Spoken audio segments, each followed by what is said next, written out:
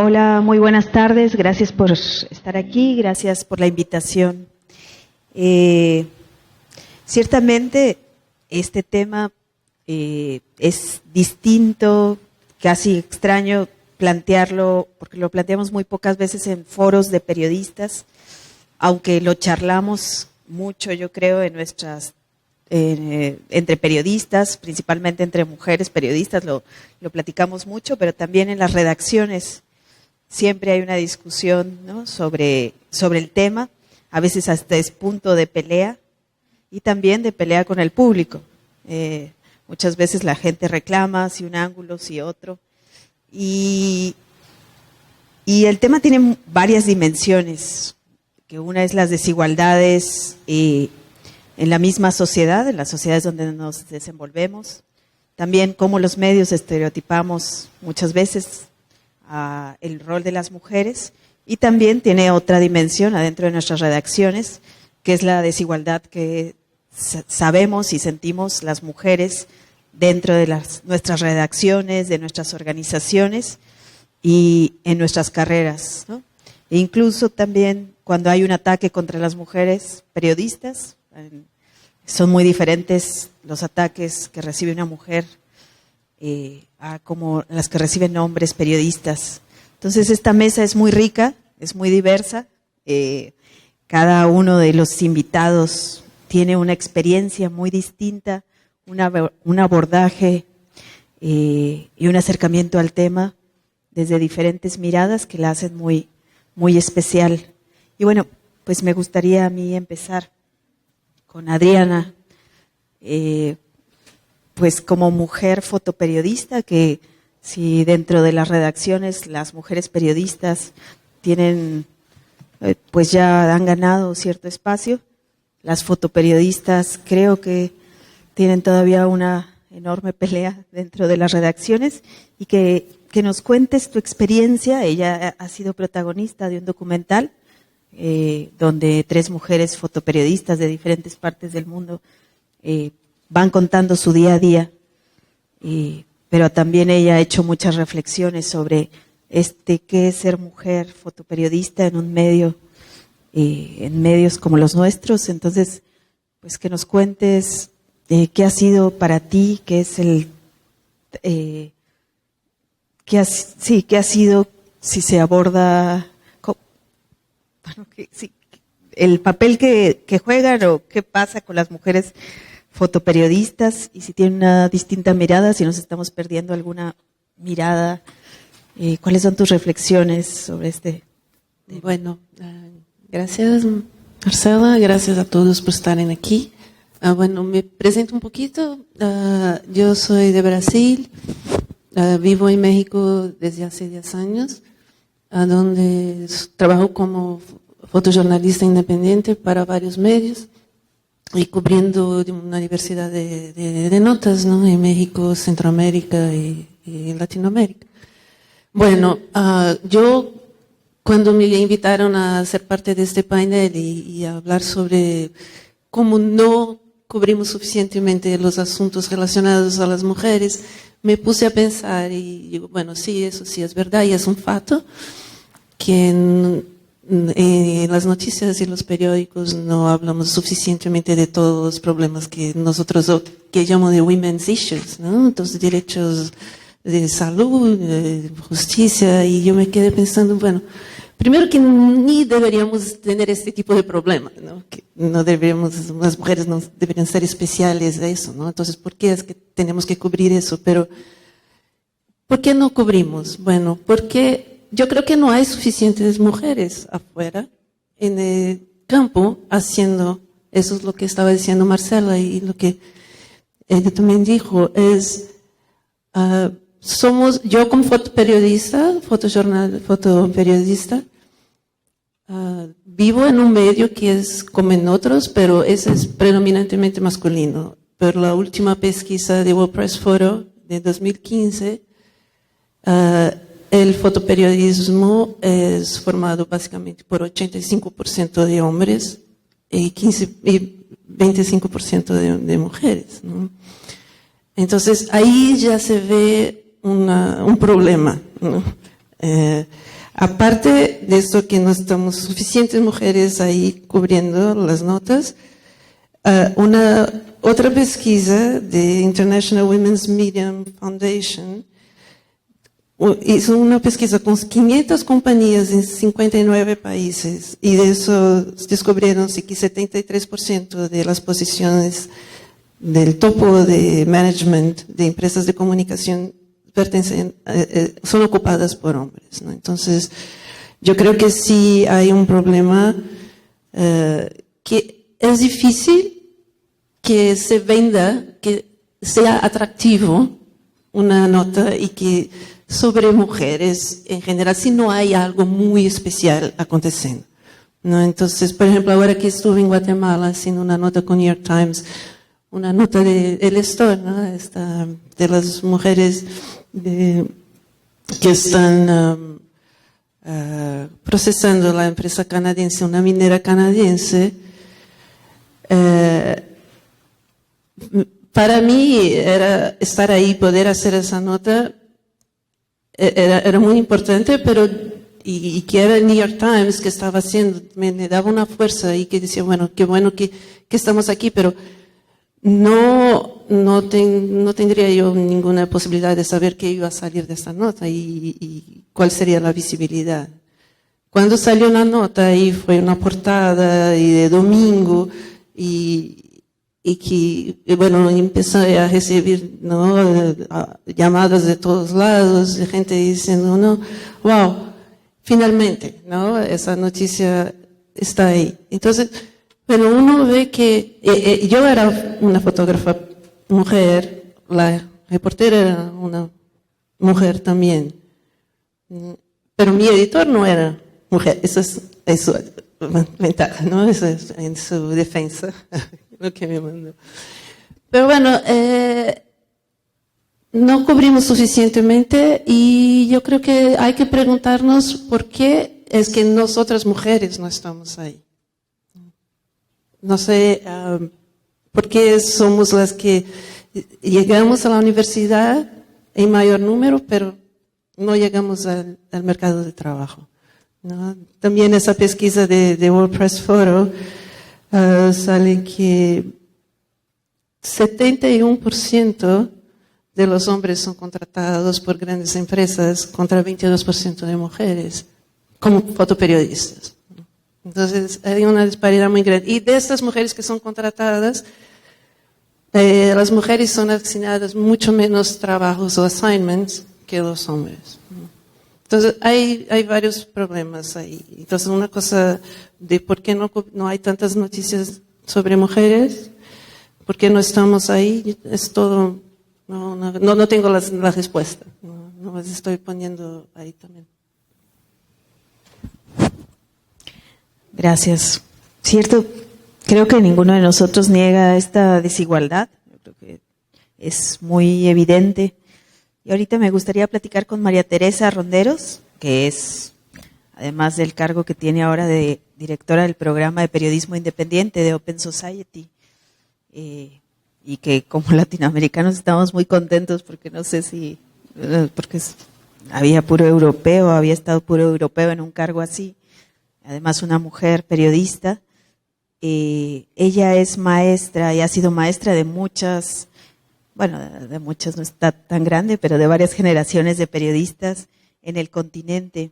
Es maestra también de la Fundación de Nuevo Periodismo.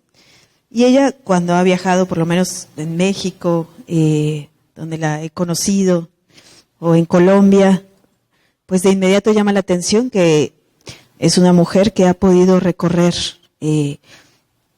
ha podido fundar proyectos, estar en los cargos directivos, pero además ella ha cubierto una guerra en Colombia y además nos enseña a muchos periodistas cómo debemos de cubrir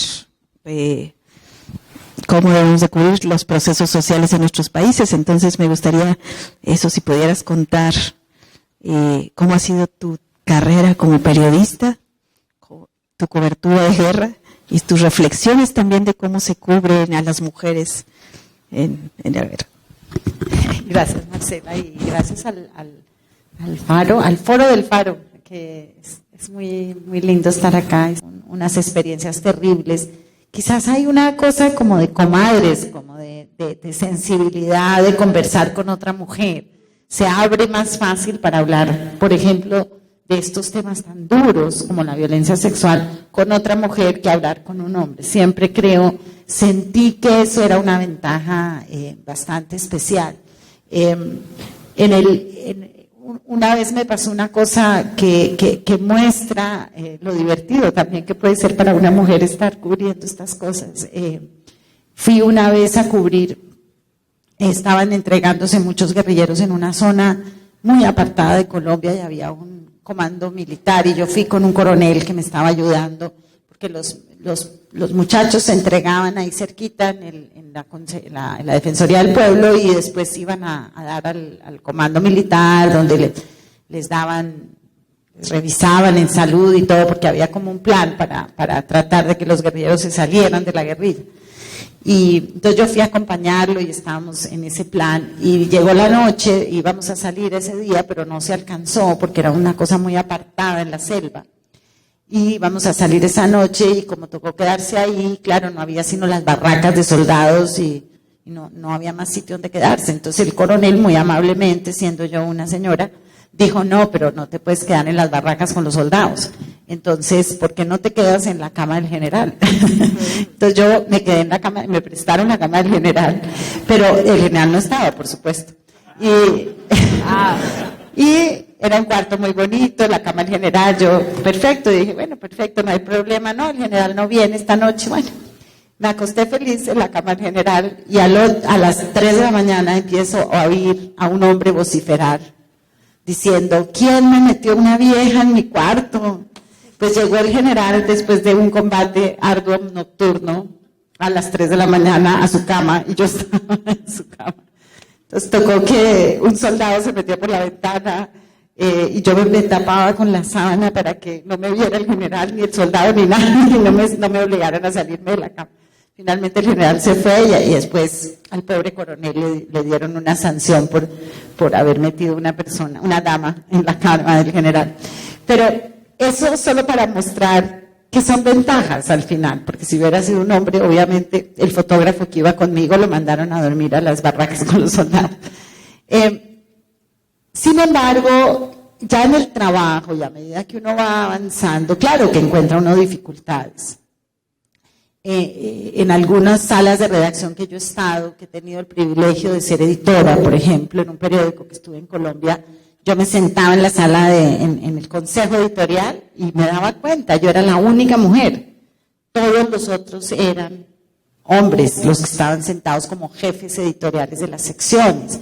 Yo era la editora política de ese periódico, El Tiempo de Bogotá, y los congresistas llamaban y yo contestaba el teléfono y me decían, niña, páseme al editor. Y a mí me daba risa porque si no quería hablar con ellos le decía, no, el editor no está. Y era un prejuicio de que no podía ser un editor mujer. Y después también lo sentí muchas veces que a medida que uno va subiendo, digamos, ahí empieza a sentirse más lo que llaman los americanos el techo de cristal, ¿no? Como que es más duro para las mujeres que les den un cargo directivo, que ya estén, digamos, a nivel más directivo. Cuando uno es un reportero no se nota ni se siente tanto, ya más arriba empieza uno a ver menos gente. Pero también he sentido que América Latina en eso está mucho mejor que otros continentes. Ahora en este cargo que estoy he podido ver otras alternativas y, por ejemplo, estar uno en Pakistán, en Afganistán, donde los hombres con los que uno está conversando no le hablan a uno. Yo fui con un colega hombre y le hablaban a mi colega, a mí no me hablaban. No me podían mirar a la cara, tenía uno que estar cubierto. Entonces uno empieza a sentir, y ahí sí que no hay una mujer en ninguna parte, o sea, los medios están solamente llenos de hombres, si acaso hay alguna mujer, y ver mujeres tan valientes como por ejemplo en Afganistán, mujeres que se están atreviendo a salir a ser presentadoras de televisión, a hacer entrevistas en reportajes en la calle y entrevistas de televisión, cuando hay un grupo religioso que que considera que eso es una blasfemia y que eso ataca la base de la religión. Entonces ellas corren el riesgo solamente por estar leyendo las noticias en la televisión, porque están yendo, a pesar de que van con cubiertas y todo, pero se considera que eso está atacando, digamos, los preceptos más radicales y ortodoxos de los musulmanes. Entonces creo que hay como diversos sentimientos. Cuando uno vuelve otra vez a América Latina y ve las mujeres en todas partes dirigiendo noticias, dirigiendo radio, inclusive escribiendo columnas de política, uno dice, no, aquí también ya hemos ganado, digamos, mucho terreno, por lo menos nuestra cultura nos ha permitido un espacio bastante mejor que el que teníamos, que el que tienen las mujeres en otras culturas y en otras realidades. Pero también de lo que dices es interesante, si esas mujeres que es aguerridas, tal, salen así en los medios, o cómo se escribe sobre las mujeres. Sí, uno no se quiere ni imaginar, ¿no? Porque no, claro, uno no puede leer los periódicos allá. No, pero ¿cómo escribimos nosotros cuando vemos a ese tipo de, o sea, cómo escribimos o representamos a las mujeres? Ok, una de las cosas que me ha llamado la atención en mi carrera, y creo que con mis colegas sobre todo en esta última etapa que yo trabajé en un sitio de internet que fundamos con un grupo de periodistas que se llama todavía, ellos siguen allí, algunos de ellos están acá hoy, que es verdadabierta.com de Colombia, ¿no? Y este sitio, lo que nos dimos cuenta muchas veces es que a las mujeres las presentan mucho en los medios, siempre en calidad de víctimas en la guerra, siempre la sufrida, la que llora. Si la entrevistan o si hay un reportaje con una mujer es para que cuente las cosas dramáticas que le pasaron. Muy pocas veces es la mujer la que sale o la presentan como un sujeto de acción, un sujeto de liderazgo, una persona que le da rabia, que se enfrenta, que lucha. Entonces siempre hay este chistecito que dice que si un hombre es furioso y de carácter y regaña y tiene mucho liderazgo, entonces lo llaman un señor de carácter, ¿no? Ese tiene mucha personalidad. Y en cambio una mujer de la misma condición dicen esa señora es una señora histérica. Y creo que hay muchos prejuicios ahí, y sí presentamos, sobre todo en los temas de la guerra y la paz, y de las tragedias y de los sufrimientos, digamos, deberíamos hacer un esfuerzo, nosotros lo hacíamos con el equipo, de decir, no señora, un elemento chiquitito. Nos dábamos cuenta que en los textos las mujeres las llamaban por el nombre. María dijo, Juana anotó, y a los hombres por el apellido. Yo decía, ¿por qué? Porque si es hombre es González y si es mujer es María, ¿por qué no vamos a nombrarlos igual? Y creo que hay algo que suena mal en nuestra cultura. La gente le da como angustia llamar a una mujer por el apellido, ¿no? Suena raro.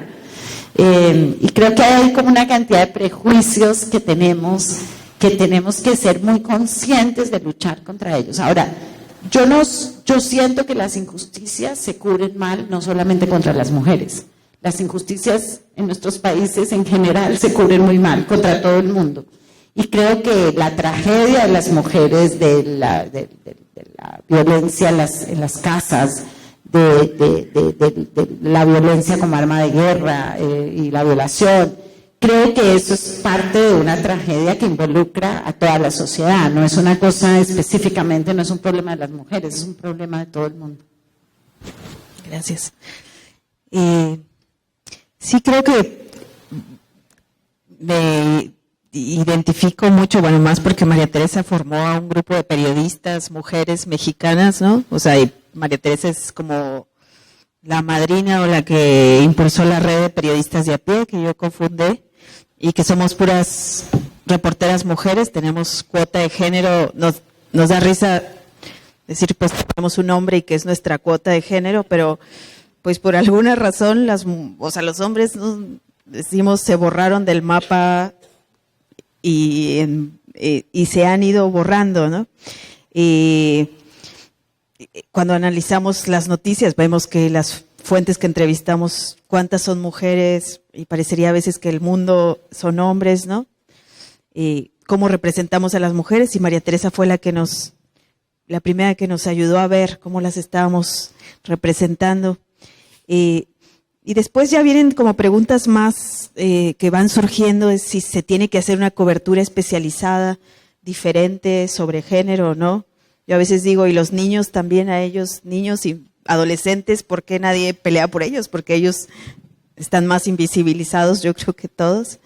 Lo interesante aquí es tener a Enrique Naveda, que desde Plaza Pública han hecho una reflexión muy importante sobre el tema y un ejercicio que me gustaría que cuentes de cómo han hecho, cuál es su abordaje, si se tiene que hacer una cobertura diferente sobre género. Gracias, Marcela. Buenas tardes a todos. En principio yo soy un poco reacio a partir de lo normativo y decir qué se debe hacer y qué no se debe hacer. Cada vez más intentamos explicar qué intentamos hacer nosotros y dejar a la libertad de los demás lo que ellos crean oportuno para su trabajo, para sus prácticas y para sus medios.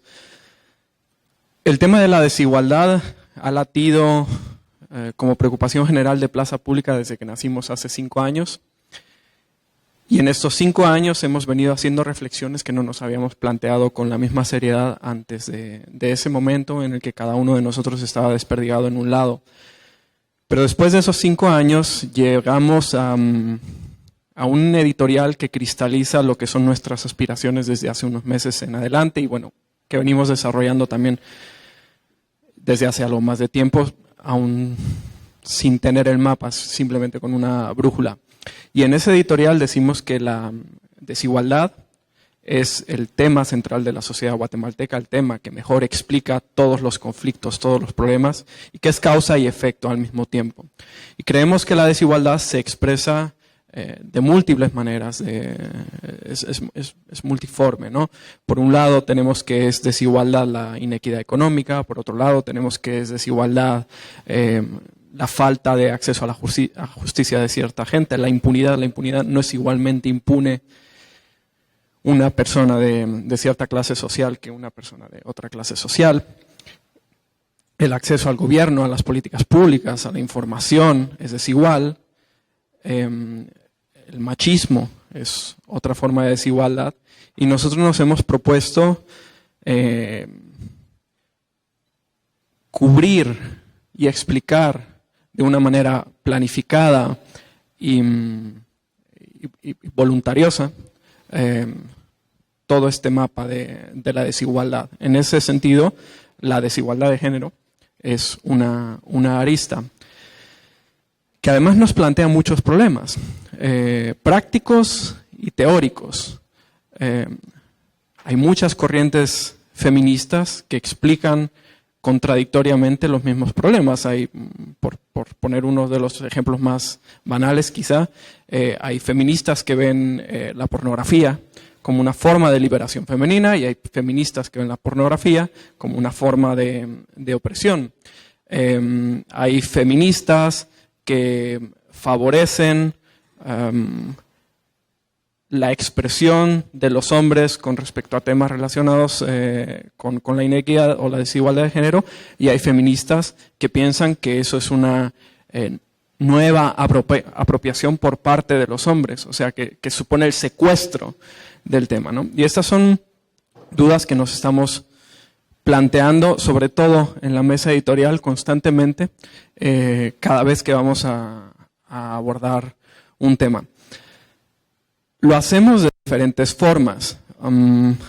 Por un lado, trabajamos reportajes de la manera en que los trabajamos habitualmente, ni con mayor ni con menor sensibilidad que otros. Lo intentamos hacer de una manera muy profesional, pero siempre teniendo en mente que la función de Plaza Pública es la que nos hemos dado a nosotros mismos, es la de explicar la sociedad de maneras en que no se ha explicado hasta ahora, con otros referentes teóricos, con otro tipo de datos, con otro tipo de fuentes, sin acudir a los expertos de oficina, a los que hay que explicarle el problema antes de que le vomiten la respuesta preestablecida por su think tank, y saliendo al al terreno.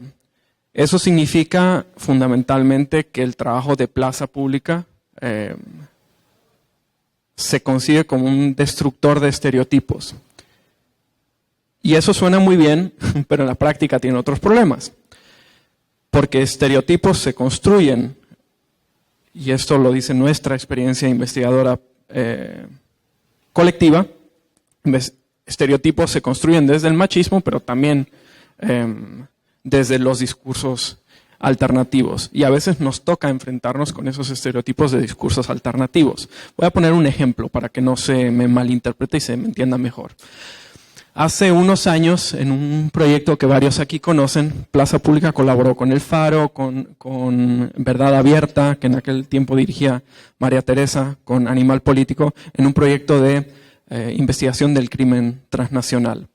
Y uno de los reportajes que nosotros nos propusimos, y que por cierto está recogido en una revista que tenemos allá, era acerca del papel de las mujeres en el crimen organizado en Guatemala. El punto de partida era las mujeres como víctimas. El punto de llegada no fue ni mucho menos tan claro. Era el crimen organizado, las pandillas, el narcotráfico reclutaba a mujeres y las ponía a operar. Pero cuando digo reclutaba, de nuevo que eran reclutadas, les estoy asignando un papel pasivo, que es lo que María Teresa mencionaba hace un segundo. Y eso, bueno, pues trabajamos con una fuente que era un psiquiatra que había tratado con mujeres durante muchos años en la cárcel y nos decía, miren, es que sí son víctimas, pero también son unas desgraciadas. O sea, estas mujeres han matado a gente, estas mujeres han extorsionado, estas mujeres han mutilado a personas por amor a un hombre, por amor a otra persona, por amor a su familia o por las razones más variadas y peregrinas que ustedes puedan pensar. Alejandra Gutiérrez, hoy directora editorial de Plaza Pública, que es la que investigó con Sandra Sebastián, entonces editora de fotografía de Plaza Pública, este tema, llegó a la redacción, escribió su artículo y se lo presentó a quien era el director en aquel tiempo, y el director le dijo, mira, esto es una barbaridad, este tipo que te ha dicho esto es un machista, ¿cómo te puede decir que las mujeres son malas? Y Alejandra le dijo, mira, las ha estudiado, ha trabajado con ellas de cerca de 15 años y resulta que estas mujeres han hecho esto y esto y esto y esto. O sea, no son estrictamente víctimas o no son solamente víctimas. No, pero no podemos decir eso. Claro que lo podemos decir. O sea, lo que no podemos hacer es incurrir en otro estereotipo para desmantelar el estereotipo malo frente al estereotipo bueno, ¿no? Y efectivamente el reportaje salió publicado con lo que decía el psiquiatra, pero es una conversación permanente que tenemos, un debate constante.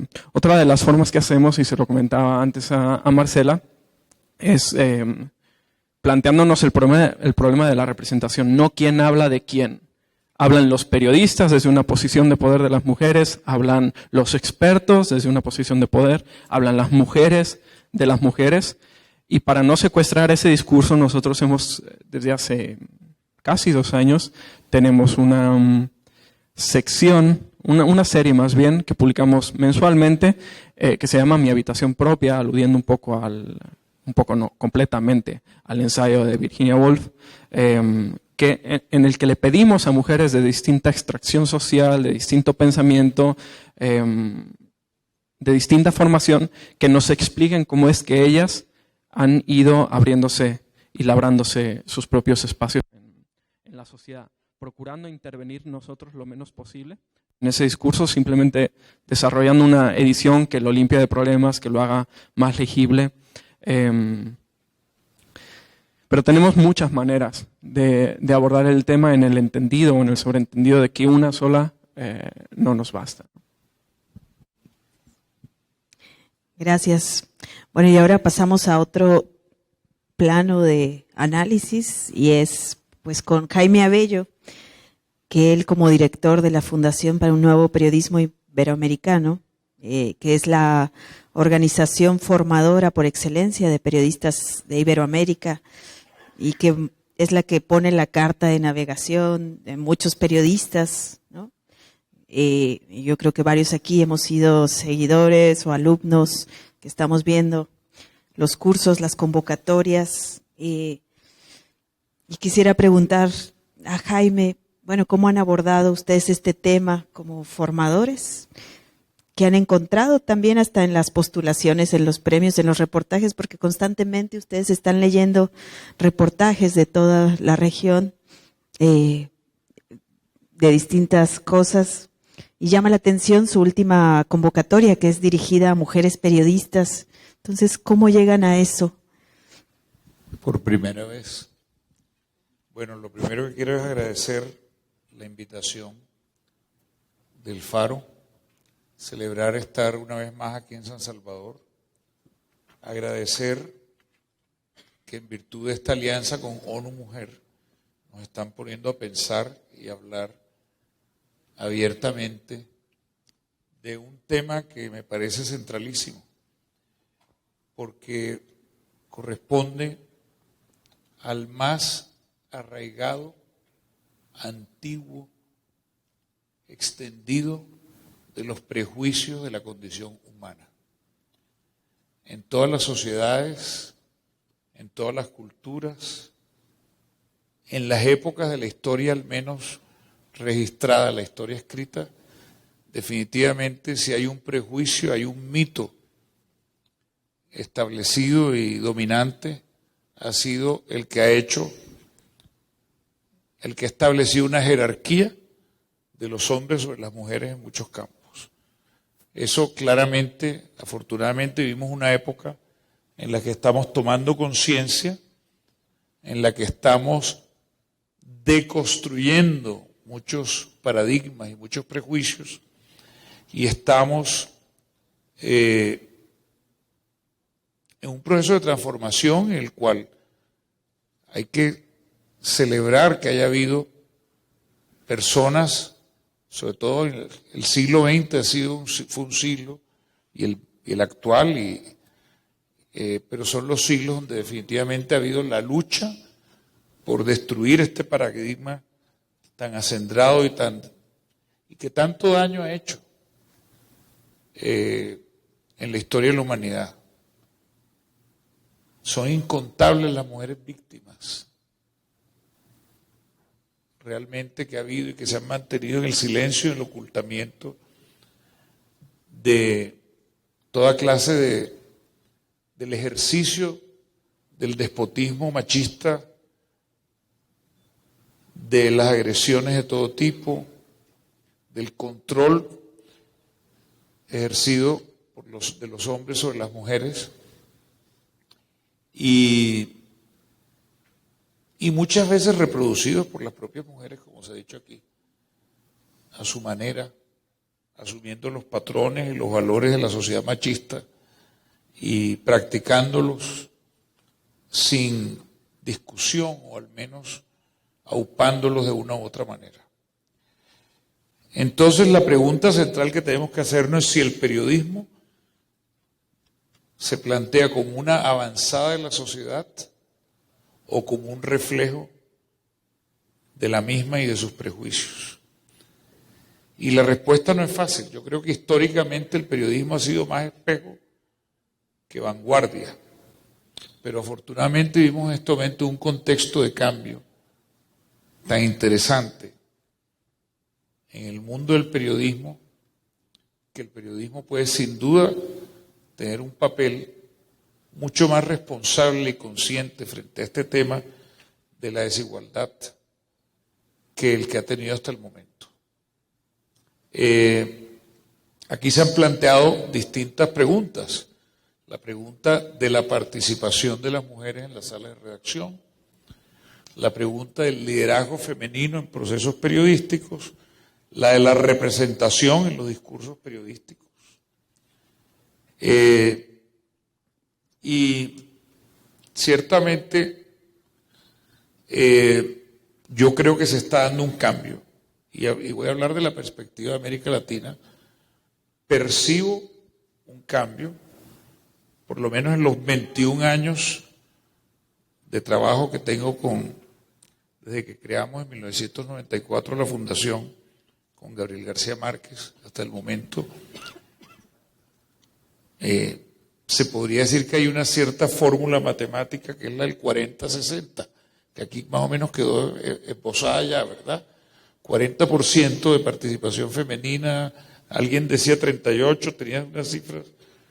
Eso casualmente corresponde, por ejemplo, nosotros tenemos, digamos, algo que nos sirve como elemento de monitoreo y de frente a la pregunta que hacía Marcela, que es nuestro premio de periodismo. Yo me traje los datos de las postulaciones y efectivamente el promedio es 40% en el premio García Márquez de los últimos, las 3 convocatorias anteriores. La 4ª convocatoria se cierra mañana. Ojalá que las mujeres periodistas que han avanzado ligeramente, porque en el 2013 fueron 38%, en el 2014 38,7%, en el 2015 40%, vamos a ver mañana, último día de cierre, a cuánto llegamos. Pero es interesante, me llamó mucho la atención encontrar ese dato que corresponde a esas proporciones que aquí se anotaron en la estadística que trajiste sobre trabajo femenino en los medios periodísticos, ¿no? Pero qué paradoja que nosotros tenemos otro segundo premio, del que llevamos la Secretaría Técnica, que es el Premio Roche de Periodismo en Salud. Y allí es completamente al revés. Allí el porcentaje de mujeres en los últimos 3 años también ha sido del 60% de participación frente al 40% masculino. ¿Qué significa eso? Que las mujeres se ocupan más de los temas de salud, hay más en las secciones. Bueno, no me parece mal, es un gran tema, es un tema cada vez más importante, pero lo que yo quisiera decir que sin haber tenido nosotros, digamos, una política estructurada a partir de una conciencia del tema de género, lo que veo es lo siguiente. Lo primero es que en América Latina, si juzgamos por los premios, las mujeres hay paridad y podría haber hasta mayoría en cuanto la forma como las mujeres demuestran capacidad de hacer periodismo de excelencia y ejercer liderazgo de procesos periodísticos importantes. Baste decir, por ejemplo, que nuestro premio, en los 3 años también que estoy usando de referencia, las ganadoras han sido mujeres en la categoría de excelencia.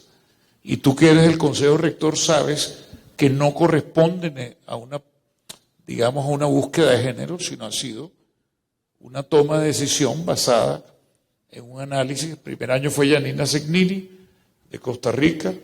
El segundo año, Marcela Turati, nuestra moderadora, junto con Javier Darío Restrepo, allí compartido de manera excepcional.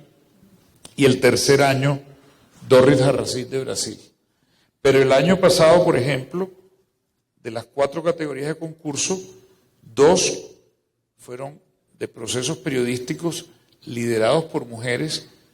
El caso de Carmen Aristegui, que hace un trabajo, sabemos todos que ha hecho un trabajo periodístico retador, valiente, de resistencia, con un equipo de periodistas que especialmente ha trabajado alrededor de su plataforma digital, aunque hay una conspiración para que todo se desmonte, y la conspiración parece que tiene una ventaja temporal en estos momentos. Y otro caso es el de, por ejemplo, eso es la categoría de cobertura.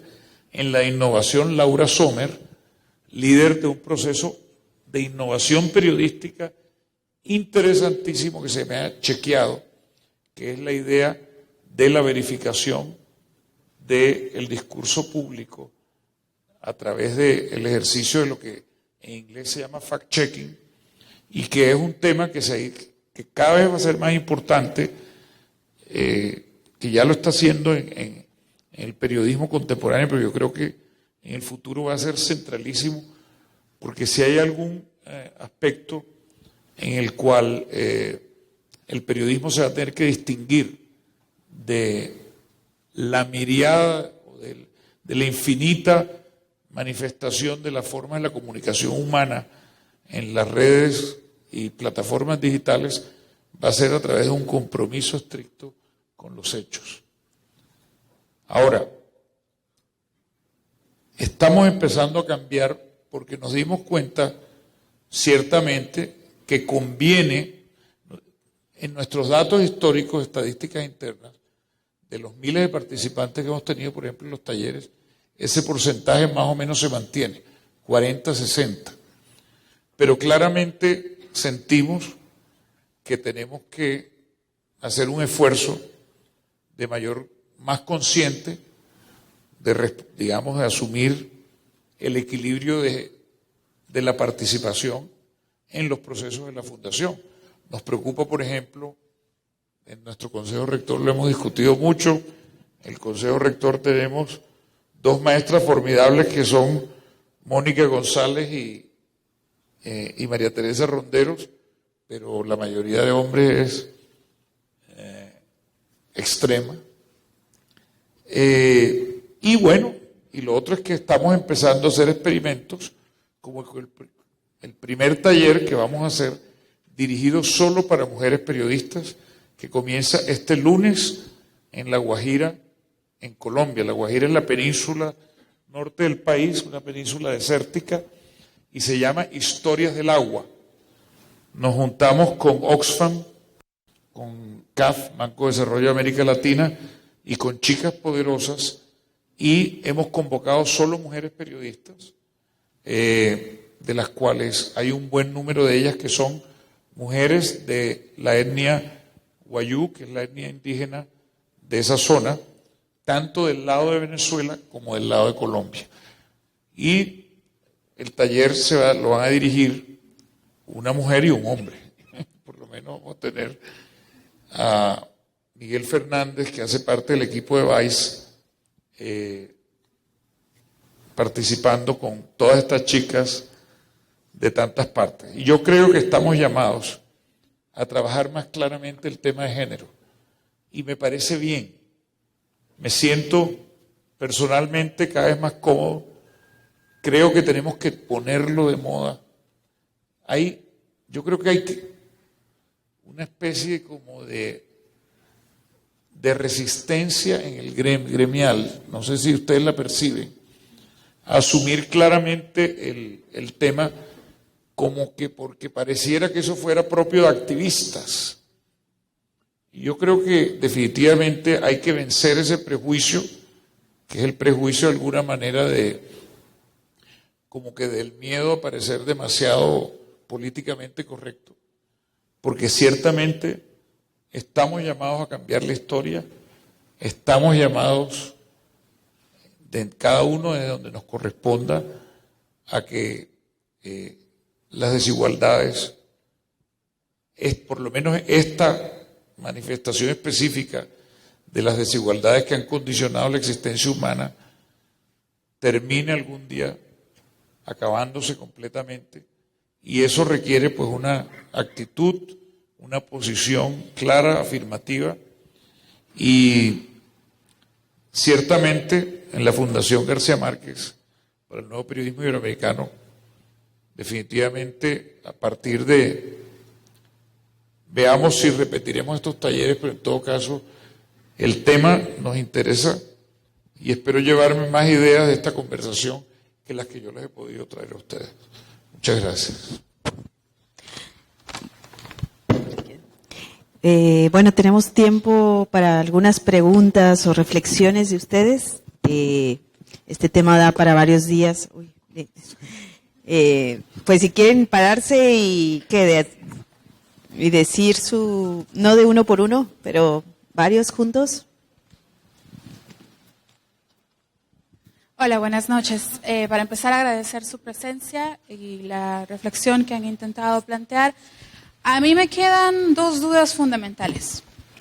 Yo agradezco que tanto la fotoperiodista como la editora y los dos representantes del gremio que están en el escenario hayan hecho un abordaje desde sus particulares realidades sobre cómo, ya bien, el ser mujer afecta las asignaciones laborales o el techo de cristal limita lo que una mujer puede hacer en una redacción, como también los posicionamientos de un editor en jefe, de un gestor de premios a la hora de juzgar textos en virtud de quién vienen, digámoslo así, porque es la percepción que se tiene, el texto de una mujer tiene que tener ciertas características o no, que es la impresión que a veces queda, pero yo tengo una duda. Yo valoro mucho la reflexión que cada uno de ustedes ha hecho porque me parece valiosa, no es lo que se me viene a la mente cuando oigo que el tema del conversatorio es el abordaje de las desigualdades y cómo el periodismo lo maneja.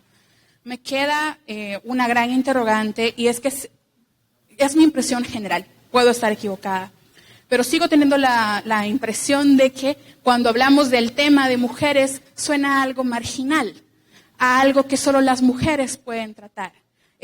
Enrique, me parece, de Plaza Pública, estaba intentando abordar cómo Plaza Pública intenta matizar el secuestro del tema de la mujer, de las violencias contra las mujeres, pero no somos un grupo marginado. En la mayoría de Latinoamérica, el tema de la mujer afecta al 50%, si no más, de la población. Y cuando hablamos de cómo se habla de mujeres, yo pienso particularmente, porque es lo que tenemos en El Salvador a todas luces, en el tema de la violencia, en el abordaje del tema de la violencia. La persona no recuerdo su nombre, perdón, pero la directora de Periodismo Independiente decía, es que de las mujeres se habla con el primer nombre y de los hombres se habla con el apellido. Claro, pero cuando hablamos de las desigualdades, ese es un aspecto nada más. Cuando la mujer aparece en medios, aparece efectivamente como la víctima del crimen pasional, como la secuestrada casual de un grupo de narcotráfico, pero yo creo particularmente que a la hora de hablar de desigualdades en el discurso periodístico, el problema es anterior a la manifestación en la edición, a la manifestación en los concursantes a un premio. Es cómo modulamos el lenguaje, cómo articulamos nuestras palabras a la hora de abordar el tema. Yo honestamente pensé que era más bien esa la línea que llevaba el discurso. No sé si los ponentes tendrán alguna opinión en particular sobre cómo los giros del lenguaje que utilizamos a la hora de cubrir notas periodísticas sobre desigualdades con las mujeres puedan mejorarse en el contexto de Centroamérica. ¿Podemos escuchar otras dos?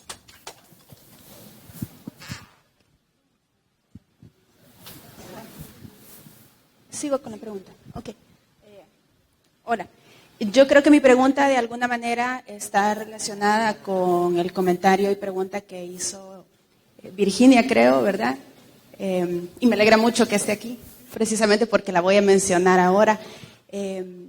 Yo no soy periodista, soy lectora nada más, y tenía mucho interés en el tema que iban a tratar ahora. Y lo que han hablado me ha dejado como más claras las dudas y las interrogantes que me generan.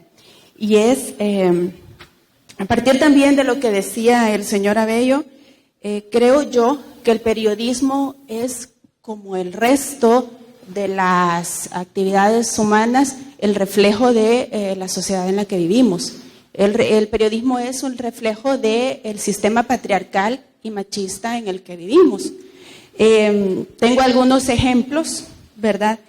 Yo escuché aquí mismo la opinión de María Teresa, creo, decir que hay algunas ventajas de ser mujer porque las mujeres hablamos más dulces. Esa es la reproducción de un mito, me parece a mí, ¿verdad? Y es parte del reflejo de que este tipo de cosas las normalizamos tanto que no nos damos cuenta cuando estamos diciendo cosas que no necesariamente son así.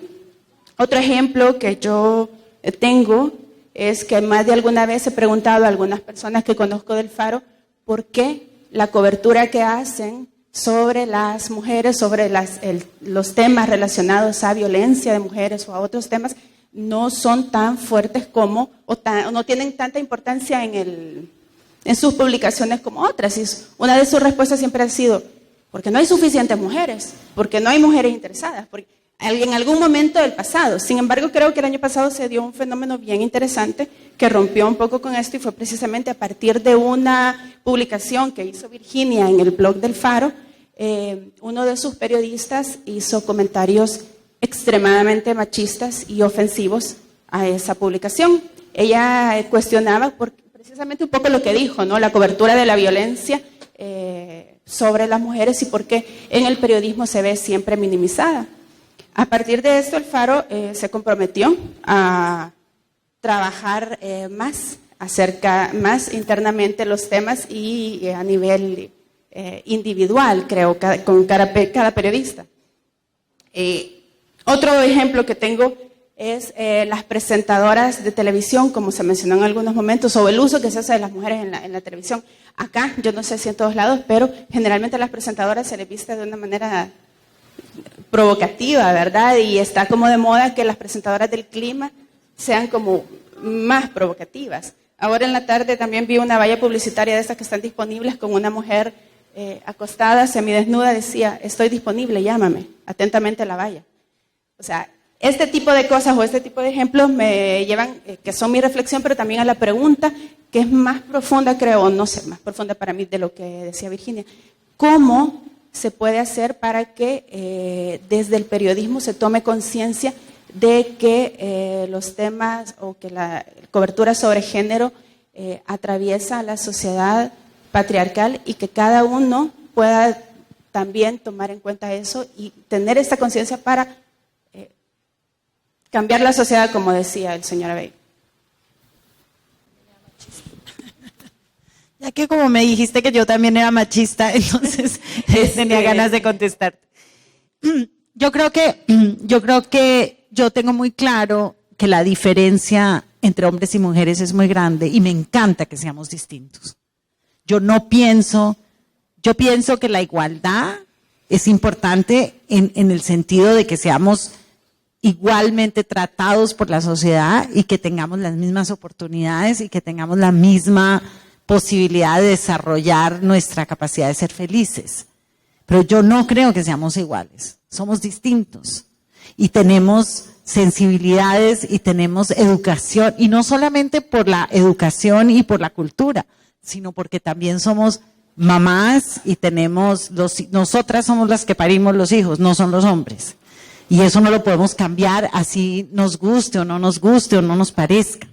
Entonces, a mí me parece que el hecho de que en la sociedad haya personas que han sido violentadas por hombres generalmente, que les quede más fácil hablar con una mujer porque se siente más en confianza, no tiene nada que ver con pensar en que es que yo diga que el estereotipo de que las mujeres hablan más dulce.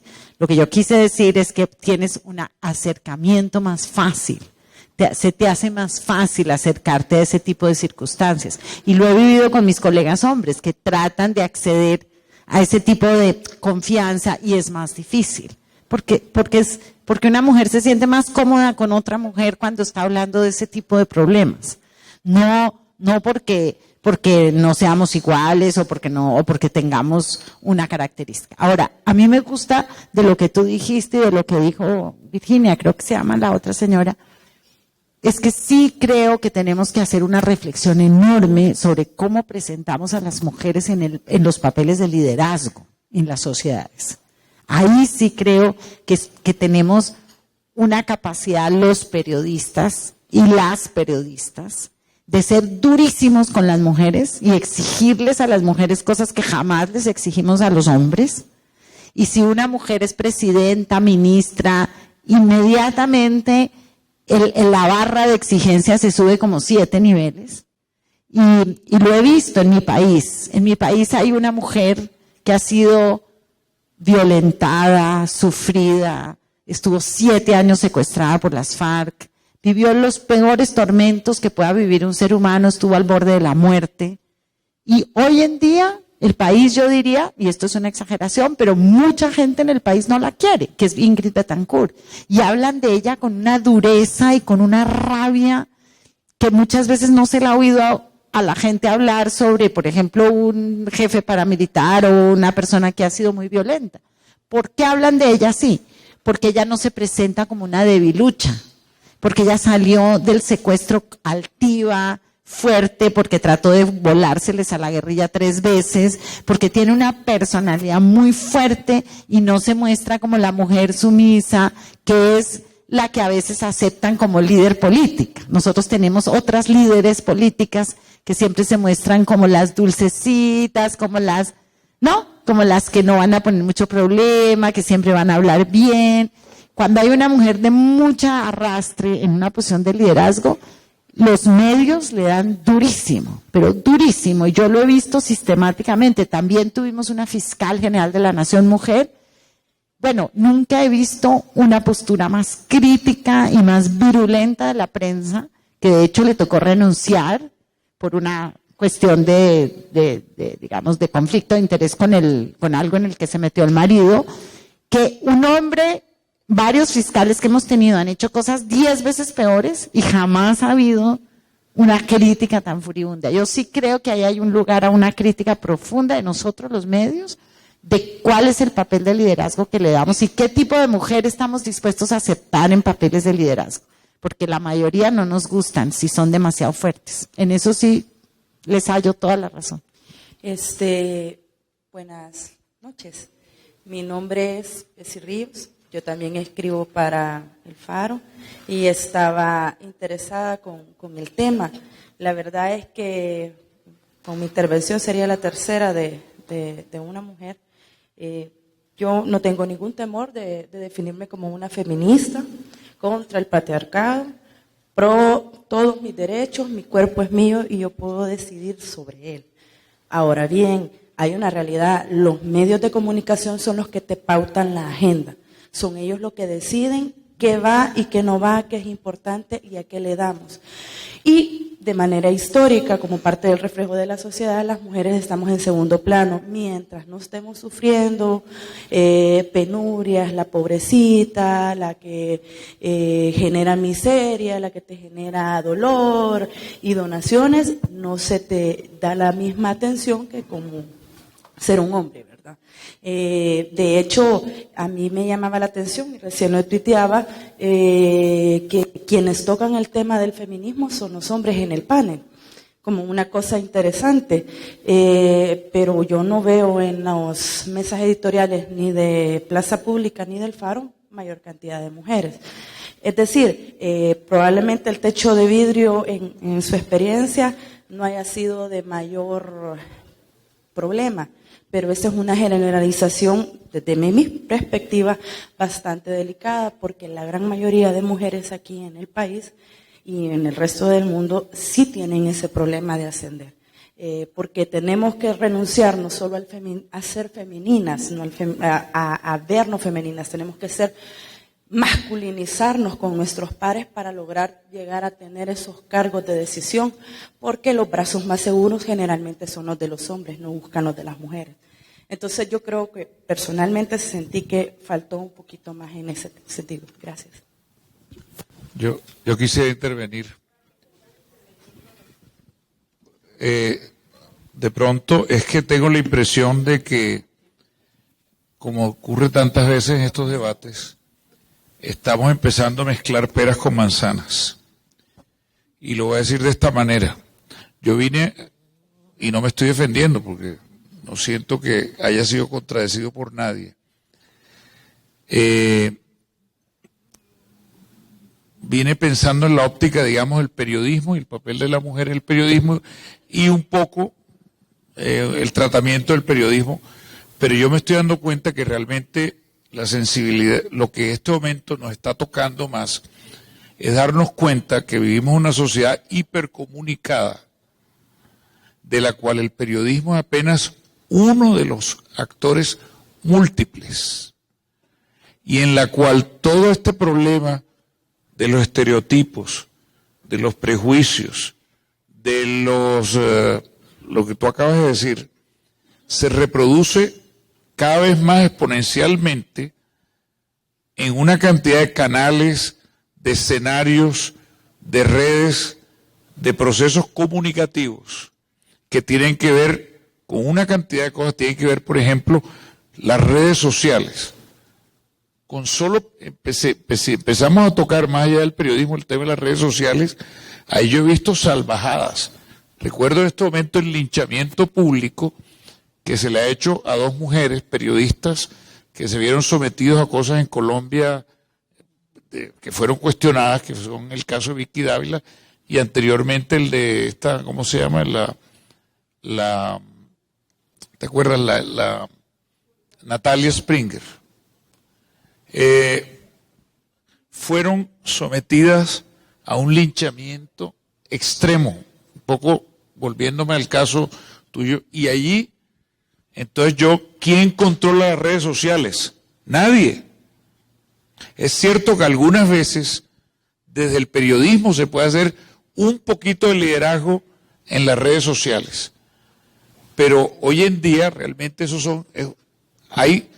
un campo de batalla comunicacional tremendo. Tú citaste un ejemplo de la publicidad. Eso no es un problema periodístico, pero ciertamente la publicidad reproduce y explota abiertamente los estereotipos y además insidiosamente. Entonces, sí estamos abocados a una reflexión más amplia que la del periodismo y tiene que ver con esferas de una complejidad grande que van desde la educación hasta la comunicación y la necesidad definitivamente. Yo sí creo que se va a necesitar en el futuro mucho activismo y mucha actividad en distintos planos de la comunicación para confrontar, advertir, señalar todo este tipo de desmanes, llamémoslo, comunicacionales que cotidianamente se hacen y que no necesariamente hoy en día los medios son el lugar donde más se hacen, aunque se cometen errores, etcétera. Yo creo que, y decía, entonces yo diría que la reflexión de pronto vamos a tener que elevar, es decir, realmente que hay un tema más que es no solo el papel del periodismo, el periodismo tiene que cumplir un papel responsable, pero hoy en día la comunicación ha desbordado los cauces del periodismo y el debate tiene que ir más allá del periodismo frente a la preocupación que estoy sintiendo reflejada en las intervenciones que he escuchado. Y ese es un tema, es muy interesante porque es muy complejo, pero es muy interesante y como digo, vamos a tener que recodificar un poco la naturaleza de cómo nos planteamos el problema, porque definitivamente lo que estamos ya viendo en los últimos 10 o 15 años en el mundo de las redes sociales, que los 10 años, no, 15 no más de 10 años, menos. Esto de las redes sociales está ahora velocidad enorme. En los últimos 5 o 6 años, lo que se nos viene adelante, y en medio de ese mare magnum, el periodismo está tratando de sobrevivir. Y está tratando de ser relevante, está tratando de encontrar formas de practicarse, modelos de negocios para instalarse, pero la comunicación es un fenómeno cuya complejidad, insisto, bien valdría la pena que la debatiéramos a la luz de la preocupación que hay sobre la desigualdad y los prejuicios frente a la mujer.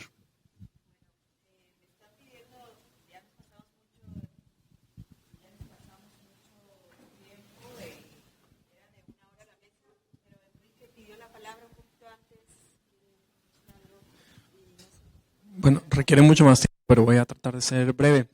Es cierto que en Plaza Pública, en la mesa editorial, hay cierta desigualdad. Si uno mira el consejo editorial va a encontrar 5 hombres, si no me equivoco, y 3 mujeres. Esa es una discusión permanente y hace poco eran 6 hombres y 2 mujeres. Conseguimos incluir una. La mayoría de la gente que pertenece a ese consejo está por cargo, es decir, no depende de nosotros.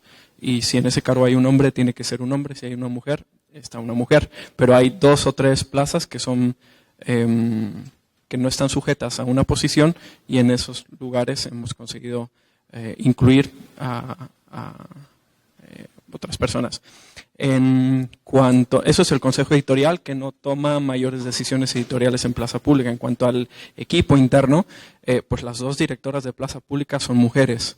La directora editorial, la directora de Relaciones Institucionales, pero ahí a veces hay un problema práctico. Por ejemplo, nuestra editora de fotografía se fue hace aproximadamente un mes y abrimos un proceso de selección para escoger a una nueva persona. De los 30 currículums que recibimos, 2 fueron de mujeres. Una de ellas sin ninguna experiencia y otra con experiencia en el Ministerio de Gobernación. Entonces hay un problema preliminar, ¿no?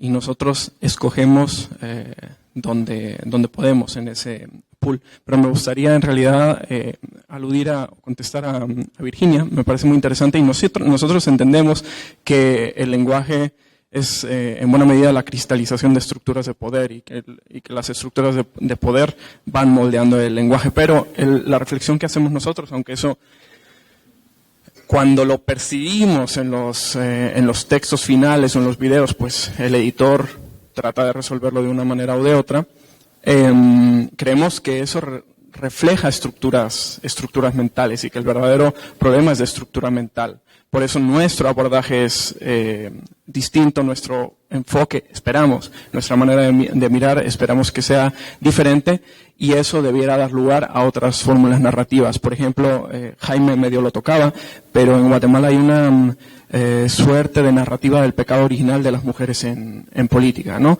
Cuando un presidente cae o cuando un presidente es malo porque tiene cerca a una mujer que lo ha corrompido. Lo hemos visto en los 2 últimos gobiernos. Roxana Valdetti a Otto Pérez. Otto Pérez era un santo. Lo malo es que cayó por el amor a ella.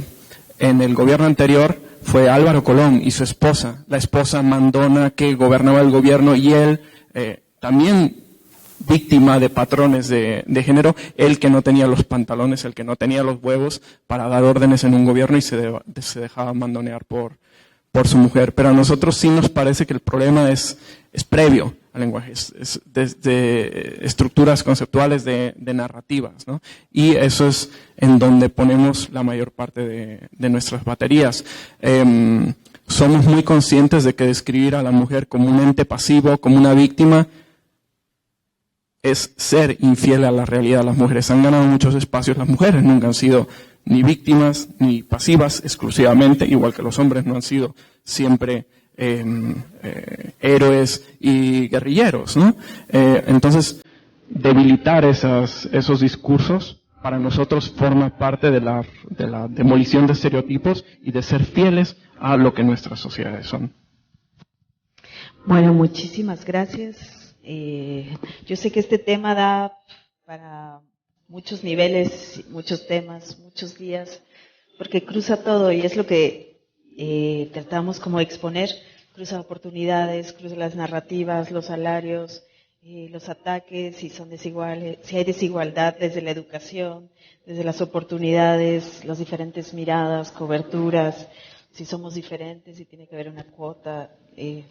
Ahorita los ataques que se están dando y que han hecho que en Argentina y en México salgamos a marchar contra las violencias machistas, y que abre todo un tema y que abre toda una posibilidad de cobertura, y que vemos que varios medios entendieron que tenían que abrir ese tema, pero ¿por qué no lo habían incorporado? Entonces, no sé, podemos seguirlo platicando después de esta mesa ya con unos alcoholes y no sé, y seguirlo debatiendo. Hay que pensar, repensar, y yo agradezco mucho que hablen, que expresen, y todo lo que han dicho. Yo sé que varias se quedaron que querían hablar, y me hubiera gustado mucho escucharlas, porque creo que pues también nosotras vivimos como reporteras y hemos tenido reflexiones sobre esto, y también los reporteros. Entonces, pues gracias, y gracias al Faro por abrir este espacio para que se ventilen también estas estos temas.